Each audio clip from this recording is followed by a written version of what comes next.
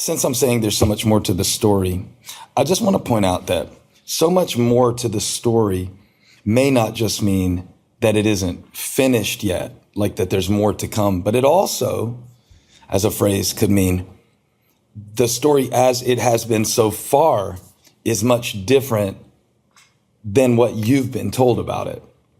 Because in storytelling, point of view is everything. So I want to talk about that. Point of view is everything.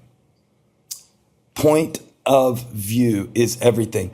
Have you ever had a situation that felt really big to you in one moment and really small in the next? What was different?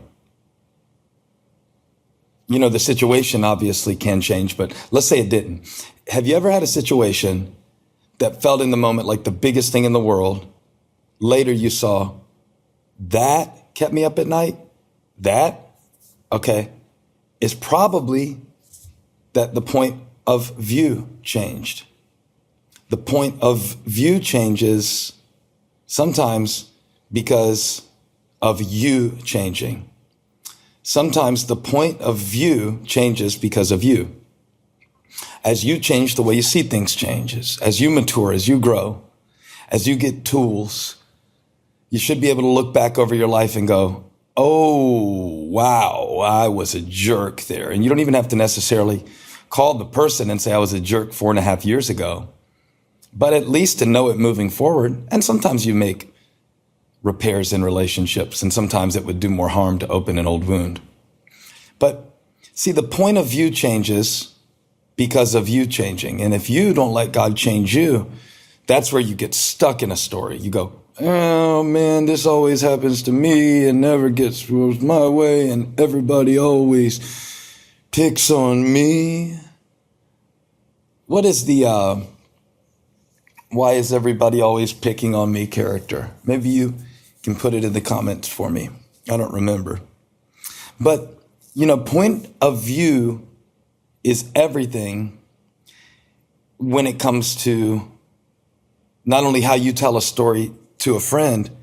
I was telling somebody the other day about working with a certain individual, and I was like, that was awesome. They came in, they gave their all. It was incredible.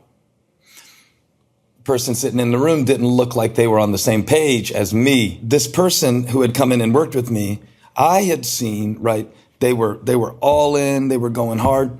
The person in the room had been involved in the lead up to the person coming in to work with me. And in the lead up, the person was really difficult, non-committal, indecisive. I put a lot of extra strain on my team who was helping to arrange all of the details. And so, you know, in that particular situation, the person that was sitting in the room with me had information that changed the way that I saw the story. There will be times in your life where either an outside observer or an inward witness will call to your mind something that you just know happened this way. I know they took advantage of me. I know I did 97% of the work and got 3% of the credit. And then time shifts the story because of you changing, growing, evaluating, experiencing life, gaining ability for empathy. Because of you changes, your point of view changes. Now, I'm going to bring this to the gospel real quick, because we could do Joshua and Moses, but we could also do Jesus and the disciples. Moses discipled Joshua. Jesus discipled Peter. Imagine the difference of Peter telling the story about Jesus in the Garden of Gethsemane before and after the resurrection. Imagine he's telling the story. They came up to get Jesus. He was praying. We were sleeping. Maybe he leaves that part out of the story. He was praying. We were sleeping. And I was trying to help, because when Barabbas came to get him, I cut his ear off. And Jesus didn't even appreciate what I did for him.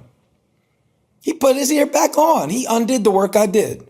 And then all of a sudden, at the cross when he denies Jesus in the courtyard and then isn't there at the cross, and then he's out fishing and Jesus comes to get him and talks about feed my sheep, and he goes on in his ministry in the light of the empty tomb rather than in the shadow of the cross. I believe he told a different story after he had lived through a few stages of life, and you will too. You will too. Maybe at the time he wrote First Peter, because he was older then, he's saying, humble yourself. Like, you don't know what you don't know. Point of view is everything. I was young and now I'm old, but I never seen the righteous forsaken. And, we are not always on the same page with God. We're not always on the same page with God's Spirit.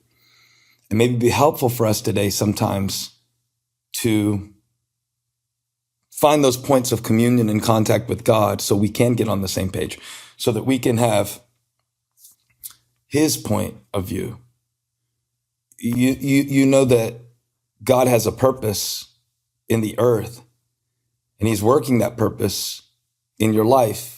And there is a bigger picture than any particular incident or preference.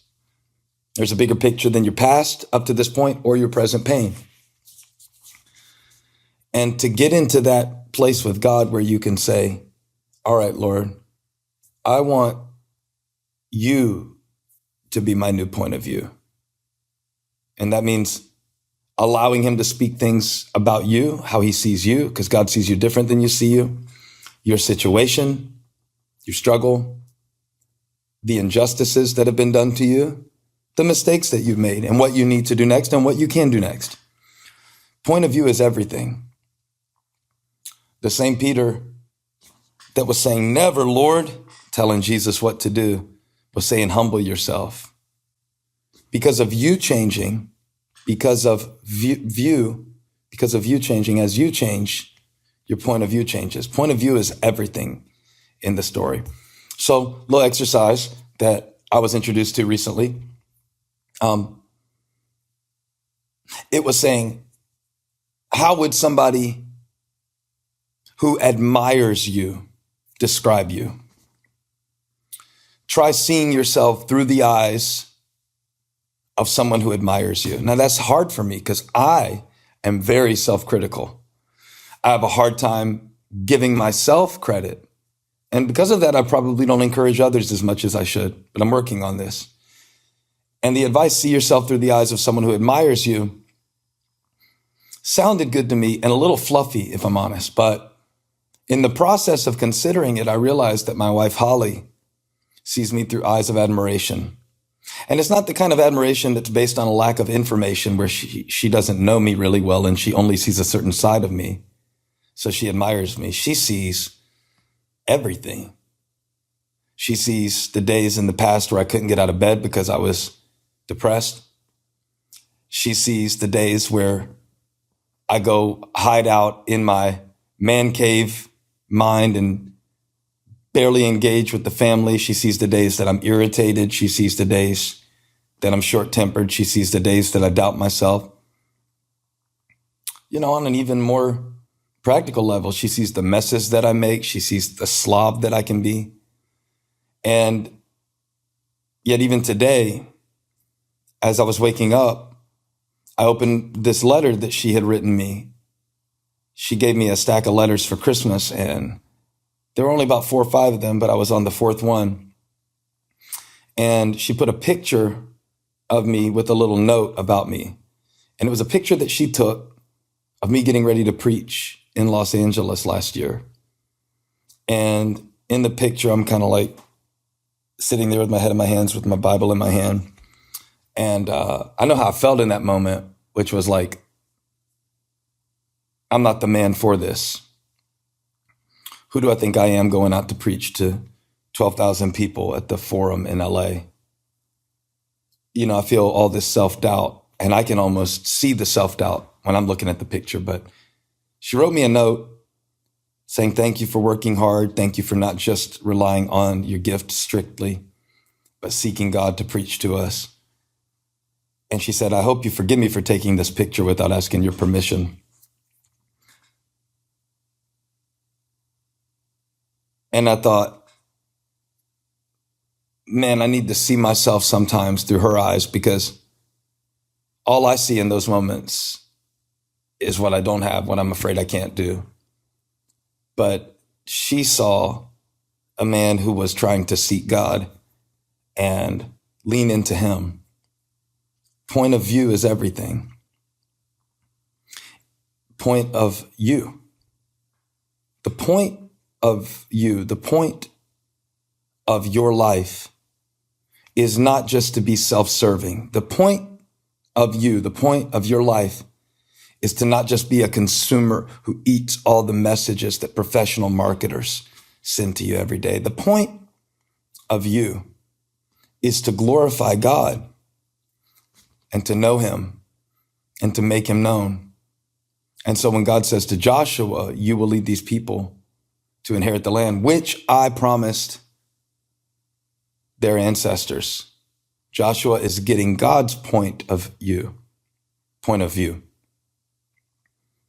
What is the point of you being in this marriage? What is the point of you being in this family? What's the point of you being on that job? What is the point of you being in that city? Toronto, Wichita, Houston, Charlotte. What is the point of you being there? It's so the glory of God can be revealed. He told Joshua, you are leading these people into the promise, and God is fulfilling his purpose. And from God's point of view, it didn't start with you. So it doesn't start with you. How could it stop with you? He who began a good work in you will be faithful to complete it. God sees the end from the beginning. That's his point of view. Point of view is everything. I believe that God can take you into the future. Do you remember the Apostle John? He said, after this I looked, and there before me was a door standing open in heaven. Revelation 4:1. Yeah, that was a different point of view, right? The voice said, come up here and I'll show you the things that must take place after this. God said, I'll show you. Get with me. Get around people who will not flatter you, not just gas you, and not only admire you in an empty way, but people who God can put in your life to see the things that God put inside of you. Point of view. Kingdom of heaven is in you. And living from the inside out looks like trusting God, even when you can't see what he's going to do, getting his point of view, his promise, and walking in it.